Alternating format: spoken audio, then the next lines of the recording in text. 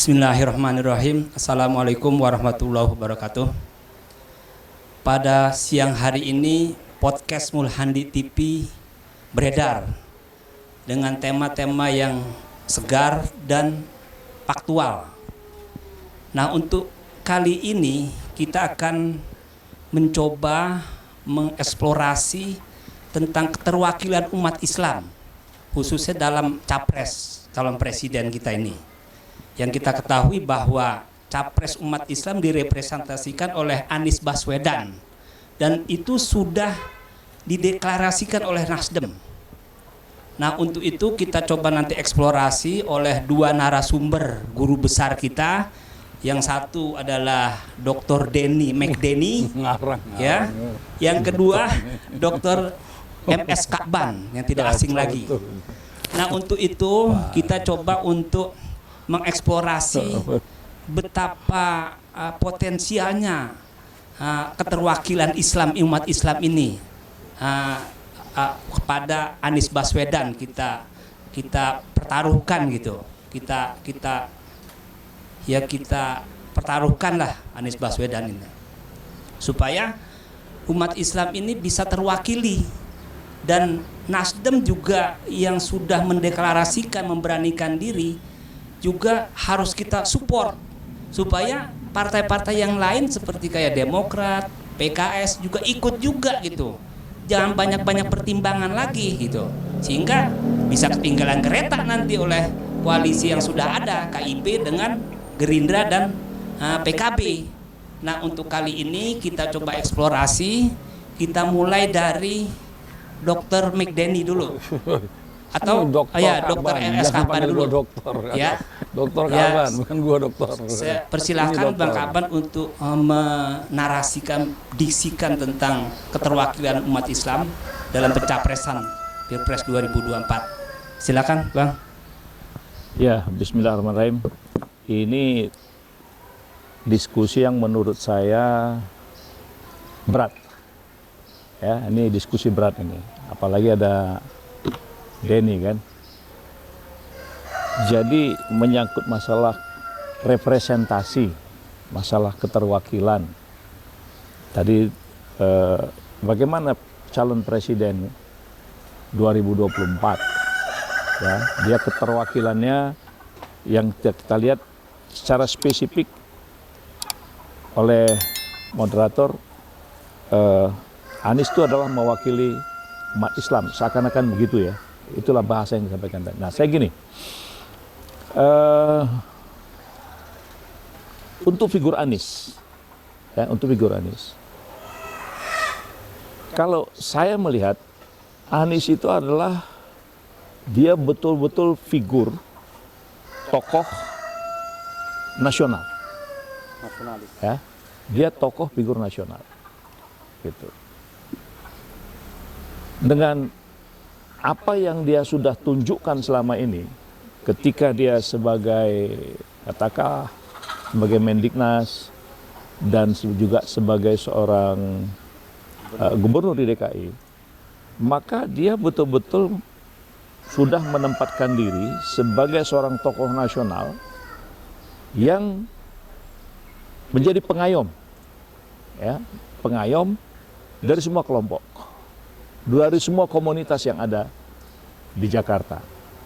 Nah, itu sangat-sangat terlihat dari apa langkah-langkah dia yang dia lakukan misalnya kepada kaum Hindu, ya, kemudian saudara-saudara kita dari Kristen, ya.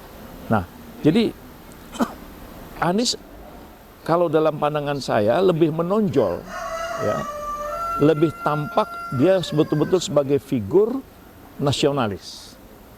Nah, bagi kaum muslimin, apa yang ditampilkan oleh Anies itu mengena, itu cocok. Jadi artinya untuk Indonesia ini, ya, figur seperti itulah, ya. Dia seorang Muslim, ya, dia sebagai seorang katakanlah intelektual juga, dia cerdas, ya, tanpa dia menghilangkan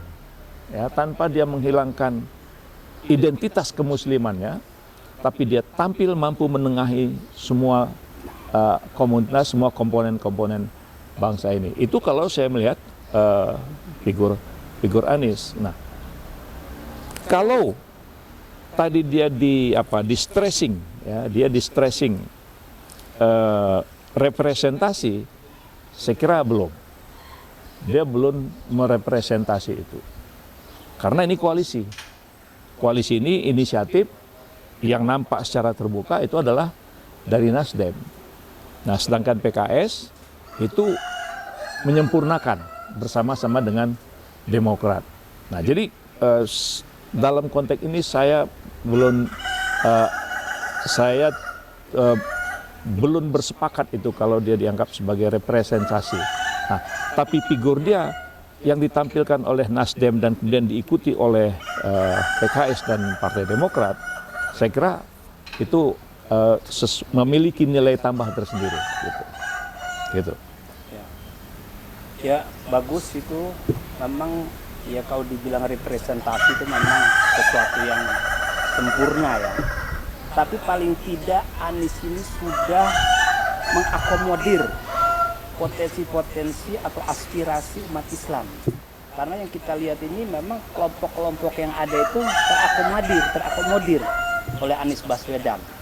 Nah, ini yang harus didorong gitu supaya terjadi koalisi Islam, koalisi umat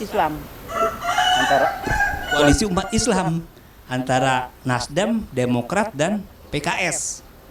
Tapi bagi Bang Kaban memang ya cukup rasional karena memang belum sempurna ini representasinya itu, makanya perlu dikuatkan lagi.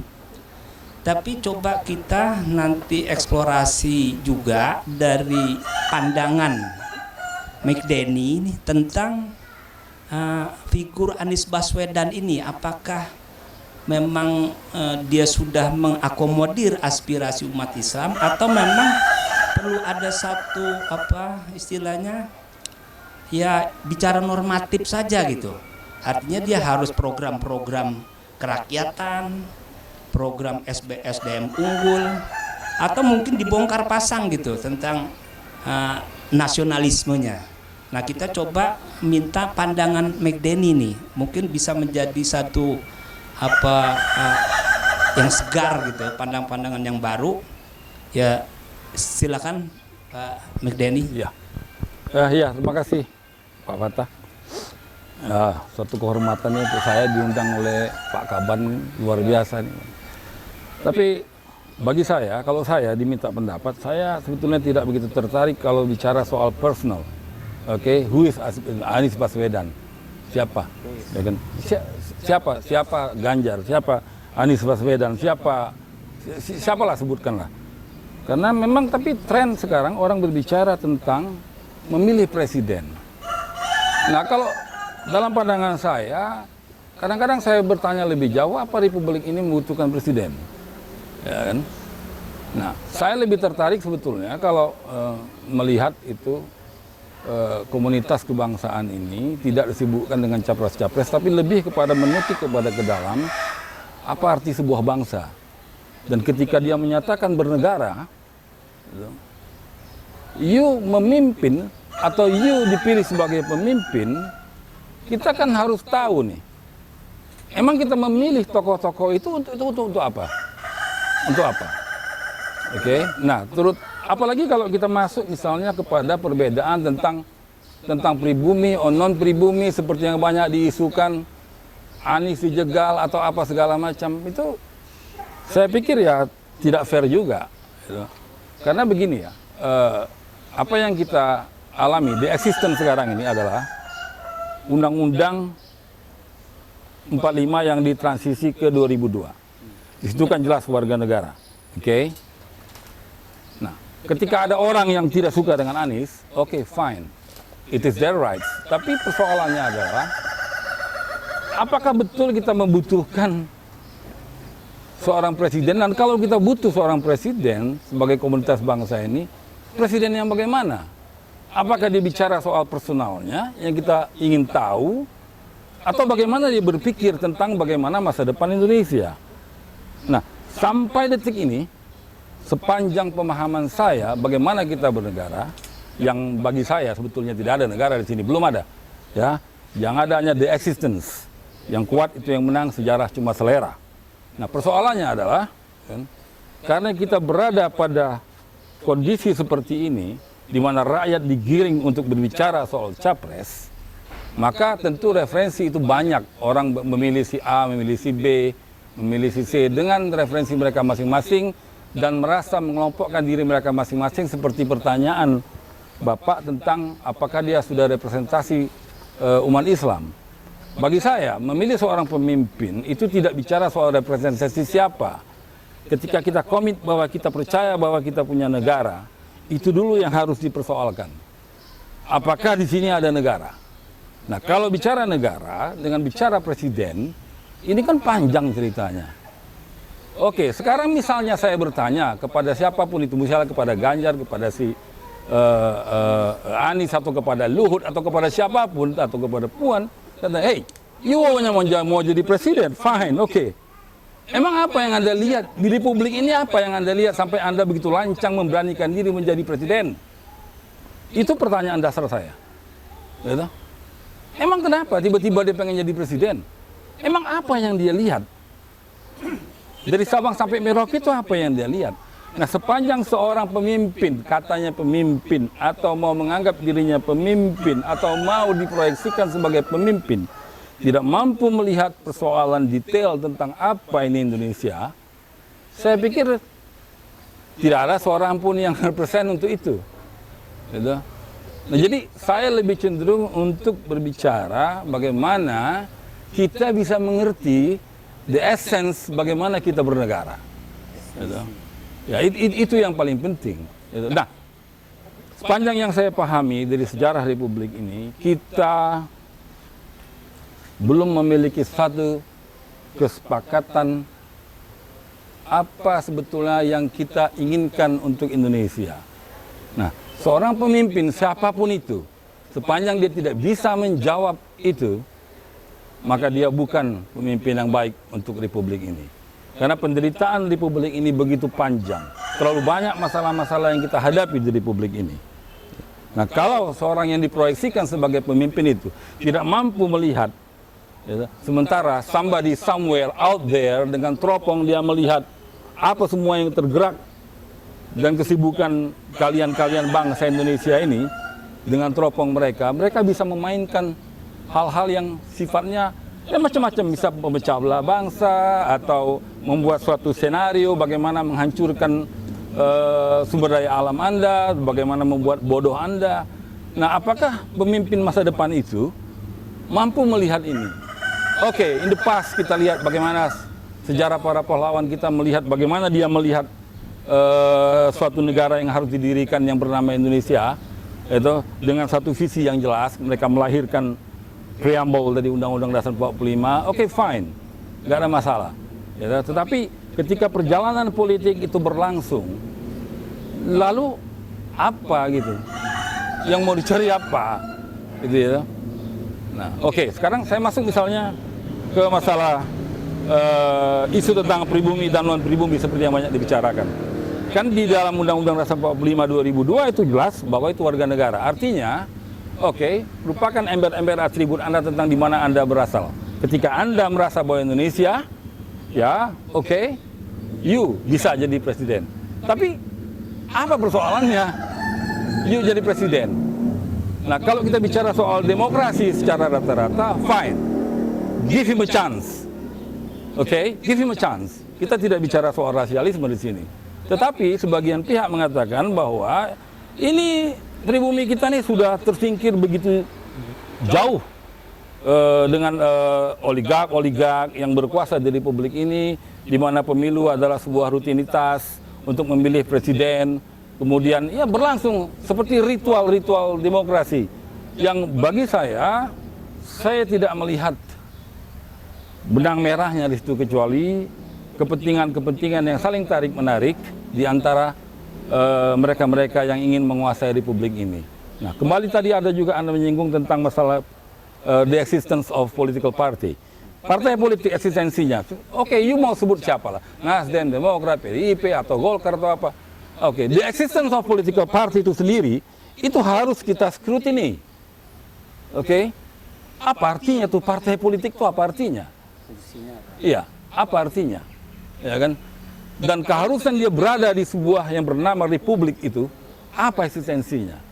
Oke, harus diingat ya, ini tesisnya ya, bahwa organisasi tertinggi di dunia, ya, dapat kita pastikan hanya partai politik. Itu organisasi tertinggi di dunia, itu tesisnya. Ini tesis saya.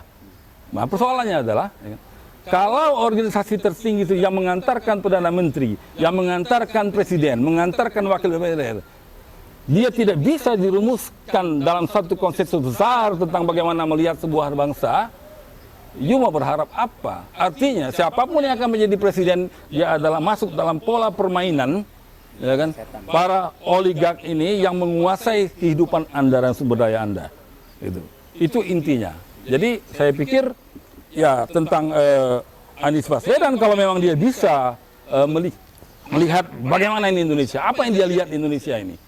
Kalau you tanya sama saya, ya kan, apa yang Anda lihat di Indonesia sampai saya berani melancangkan diri menjadi presiden atau calon presiden, saya akan jawab. Pertama yang saya lihat, ya, sampah di mana-mana, kerusakan lingkungan di mana-mana, pelacuran di mana-mana, gitu.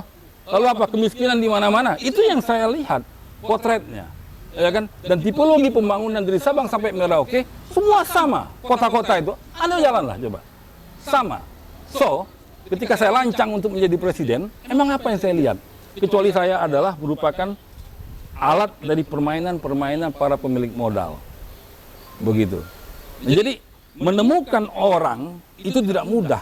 Menemukan seorang calon pemimpin yang mengerti the essence bernegara itu, nah itu yang kita perlukan sampai saat ini.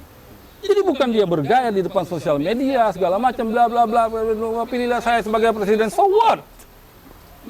It doesn't make sense. Itu pandangan sementara saya. Ya, terima kasih, bagus sekali ini. McDenny ini sudah menyentuh kepada substansi ya, ideologi, filosofi juga. McDenny ini sudah menyentuh ideologi, teologi, dan filosofi bernegara. Sehingga memang ini harus menjadi perhatian concern bangsa ini juga gitu, terutama untuk pemimpin-pemimpin masa depan ini.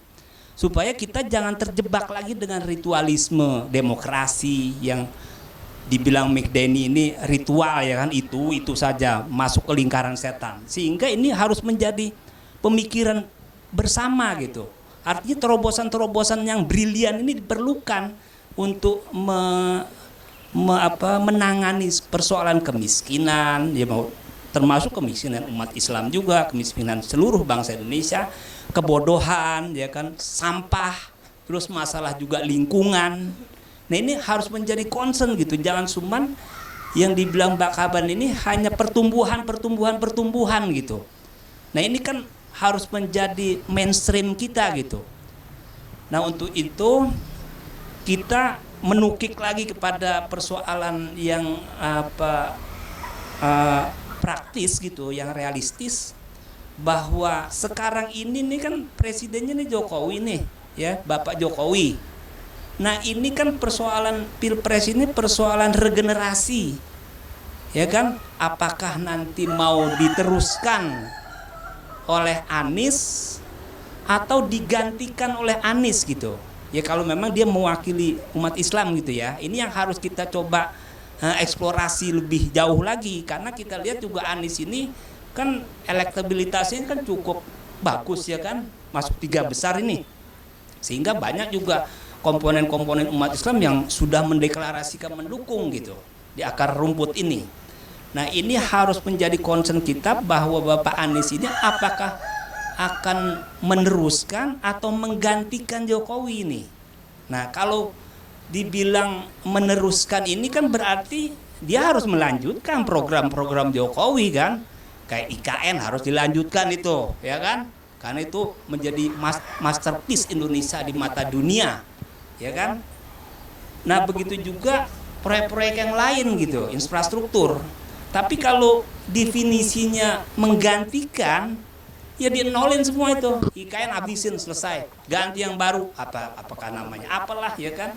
Terus begitu juga infrastruktur. Nah ini konsepnya gimana nih coba Bapak Dokter FS Ka'ban coba melihat bahwa potensi Anies ini apakah mau meneruskan atau menggantikan, dan sebaiknya bagaimana solusinya? Nah, coba Bang Ka'ban supaya pandangannya lebih jauh lagi. Ya, terima kasih. Ini apa yang disampaikan Bung Denny dan apa yang lebih dipertajam oleh moderator. Ini tidak sederhana, ya, tidak sederhana. Jadi Bung Denny sudah betul-betul menunjukkan pemimpin itu dia harus mampu merumuskan masalah apa yang dia lihat, terus dia mau ngapain. Kan itu yang kalau secara esensi kita ambil dari pernyataan itu. Jadi artinya siapapun yang akan memimpin republik ini, memimpin bangsa ini, apa yang dia lihat, terus dia mau apa, ya kan?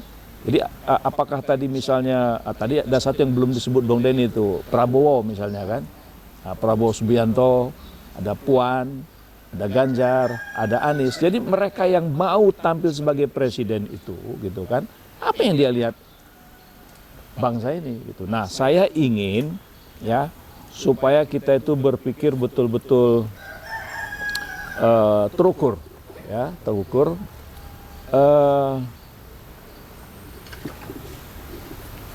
Siapapun yang akan menjadi presiden, ya, yang akan memimpin bangsa ini, waktu dia adalah 5 kali 365 kali 24.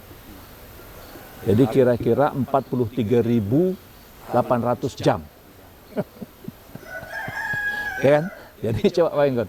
Jadi dia memimpin bangsa ini hitungan jam aja. 43.800 jam.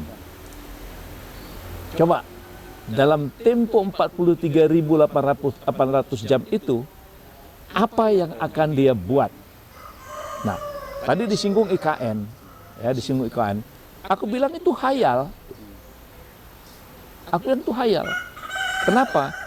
Karena waktu Jokowi yang tersisa ini hanya tinggal 720 hari. Ya. Nah, jadi waktu yang tersisa dari Jokowi itu 720 hari. Dalam tempo 720 hari, dia mau ingin tunjukkan kepada dunia, aku bilang itu khayal. Nah, inilah yang perlu jadi pelajaran. Ya kan? Jadi ketika rakyat itu memilih pemimpin, ya memilih pemimpin, maka pemimpinnya itu tadi, calon presidennya tadi, apa yang akan mau dia selesaikan. Nah, saya sangat setuju. Ya, mudah-mudahan saya tidak salah tangkap dari apa yang dikatakan Bung Denny tadi, bahwa kalau berdasarkan undang-undang, ya berdasarkan undang-undang dasar yang ada sekarang ini, yang hasil amandemen, bahwa presiden itulah warga negara Indonesia. Jadi ketika undang-undang dasar mengatakan warga negara Indonesia, maka nggak perlu lagi dong bahasa-bahasa di media sosial, buzzer, bullying, yang mengkait-kaitkan latar belakang kesukuan dan sebagainya. Dia warga negara Indonesia. Nah, tapi masyarakat, rakyat, ya sesuai dengan keyakinannya masing-masing, dia juga boleh dong menentukan, oh aku memilih pemimpin Indonesia itu karena aku ada kesamaan, kesamaan pandangan berpikir, kesamaan perilakunya dan sebagainya. Itu menurut saya itu sah-sah saja, itu tidak perlu diperdebatkan. Yang perlu itu bagaimana mencerdaskan rakyat tentang apa sih yang dia lihat bangsa ini dari Sabang sampai Merauke yang mau dia selesaikan dalam tempo sesingkat-singkatnya 43.800 jam. Nah, ini apa yang akan dia lihat. Nah, tadi saya sudah paling tidak juga sudah disinggung. Selama ini kita terlalu dicekokin dengan doktrin-doktrin pertumbuhan misalnya. Nah, apakah presiden-presiden yang akan datang itu juga dia akan menjual pertumbuhan itu? Ya, pertumbuhan ekonomi dan sebagainya. Padahal nyata-nyata kehidupan rakyat itu sekarang lapangan pekerjaan pengangguran yang begitu tinggi, tingkat ketimpangan yang sangat dalam, ketimpangan pemilikan lahan. Ya. Jadi penguasaan-penguasaan lahan itu tidak lagi mencerminkan sebesar-besar kemakmuran rakyat. Penguasaan-penguasaan lahan sekarang itu sudah cenderung memperbesar, yang besar semakin besar. Nah, apakah calon-calon presiden dalam tempo 43.800 jam bisa mengatasi itu sehingga harkat derajat rakyat ini semakin meningkat? Nah, jadi rakyat harus cerdas. Seluruh komponen-komponen bangsa ini, masyarakat ini, ketika partai-partai politik mencalonkan siapa yang menjadi calon presiden, maka harus pertanyaannya, apa yang akan dia berikan untuk rakyat? Apa yang akan dia selesaikan dalam tempo waktu 5 kali 365 hari itu?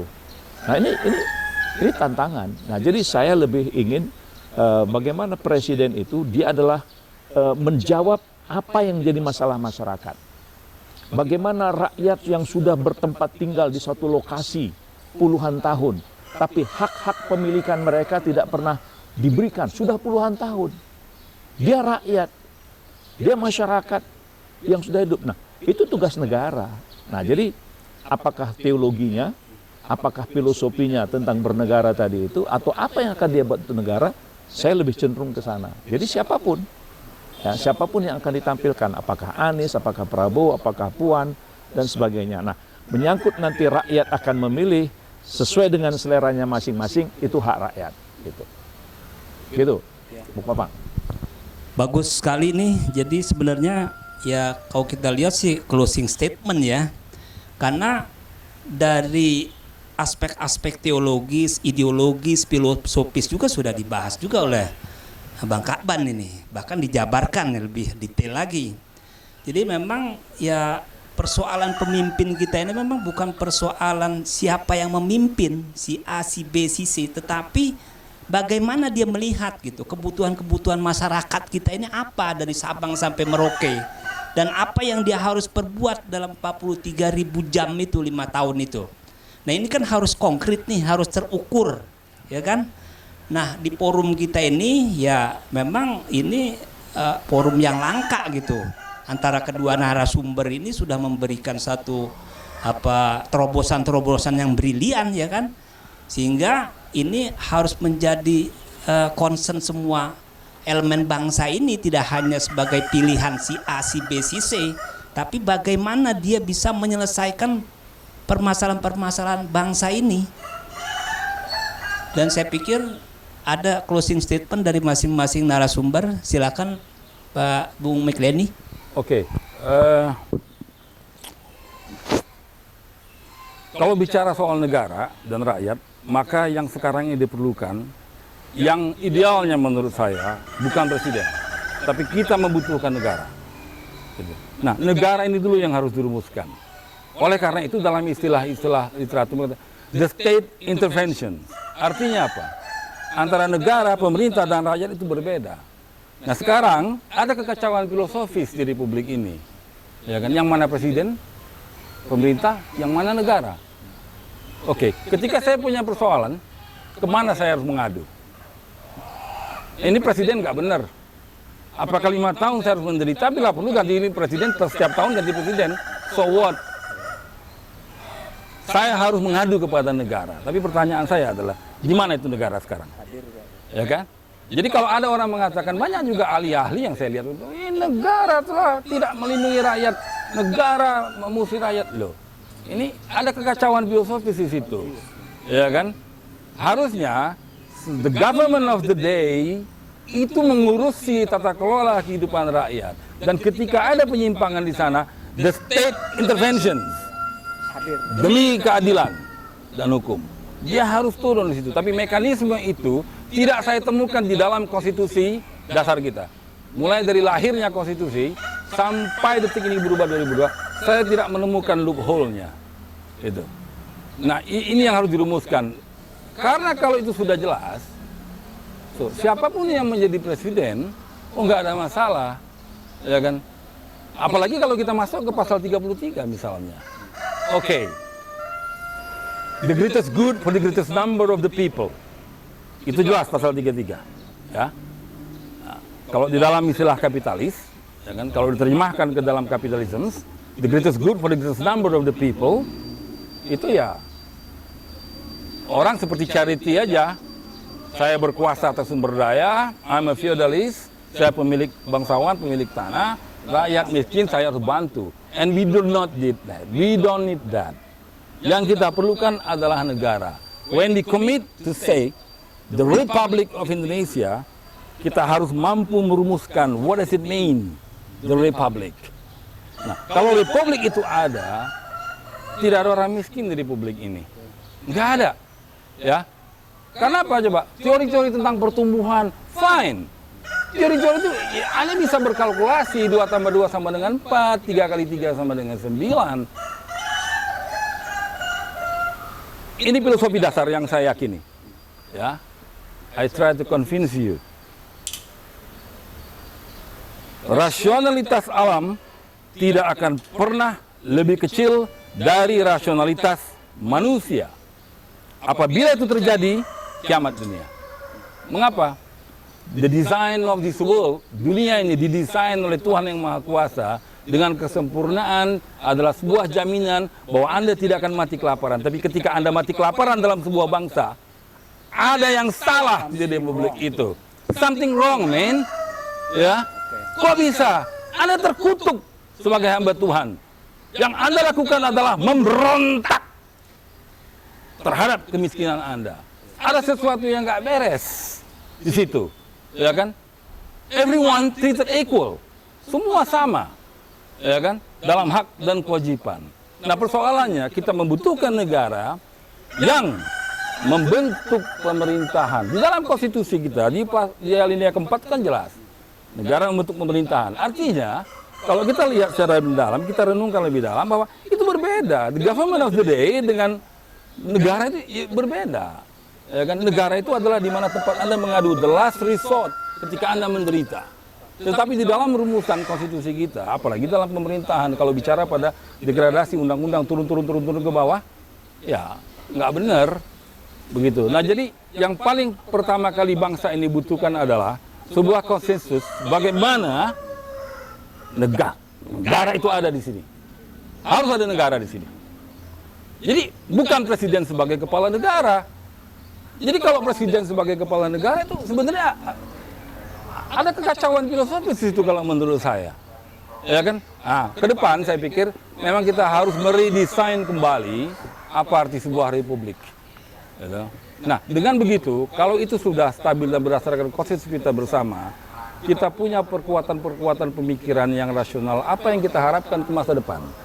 Gitu. Nah, siapapun yang hadir sebagai pemimpin yang rasional, dia adalah representasi dari seluruh umat yang hidup di dalam republik itu. Jadi tidak ada lagi klaster-klaster sosial yang terpisah secara agama dan sebagaimana. Betul, identitas orang atau kelompok itu penting. Ya, misalnya ini agama Islam, agama Kristen, segala macam. Itu sebetulnya isu toleran dan intoleran itu sebetulnya ya itu negara yang harus punya kekuatan. Itu yang namanya the state interventions. Nah, yang itu yang saya lihat ya mohon maaf ya tidak terumuskan dengan baik dan cara kita berpikir filosofis di situ. Nah, closing statement saya terhadap siapapun jadi presiden, pahami apa itu Indonesia. Dan kepada Anies Baswedan misalnya, kalau memang menurut Anda tadi merupakan sebuah pertanyaan apakah dia akan kuat, ya give him a chance. Give him a chance. Gitu, beri dia kesempatan. Tetapi tetap saja dia harus diuji publik. Sebatas mana kemampuan dia melihat negara. Begitu loh. Atau dia melihat pemerintah. Gitu. Nah, ini yang belum terbangkan. Jadi sebetulnya saya terlalu lancang kalau berbicara soal mengikuti arus pemikiran seperti ini. Saya lebih baik kepada ontologisnya. Begitu loh. Tentang the state, negara yang pertama kali. Baru kita bicara the government of the day. And every 5 years. Itu menurut saya. Ya, siapapun itu, kalau kita sudah komit demokrasi, give him a chance. Begitu, Pak. Bagus, ini Bung Denny sangat mendasar sekali. Buat calon-calon pemimpin kita harus berpikirnya seperti Bung Denny. Makanya Denny harus berkibar. Ya, sehingga ini Denny harus tampil. Pelaksanaan Undang-Undang Dasar 45 ini benar-benar realistis gitu, bisa diwujudkan. Makanya dengan podcast ini Bung Denny bisa hadir sangat bermanfaat buat publik, ya kan, sehingga diharapkan ya akan bisa berlanjut gitu pemikiran-pemikiran Bung Denny supaya bisa mewarnai ini. Nah, untuk itu closing statement dari Bang Ka'ban sendiri untuk apa perpolitikan kita ini gimana sebaiknya, silakan.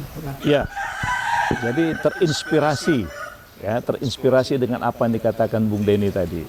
Ya, saya hanya ingin menekankan bahwa kita ini pergantian presiden itu sudah berulang kali, ya kan? Bahasa bahwa ritual demokrasi itu sudah berulang kali kita lakukan. Tetapi apa yang menjadi perintah negara, ya, ingatlah perintah negara itu adalah perintah konstitusi.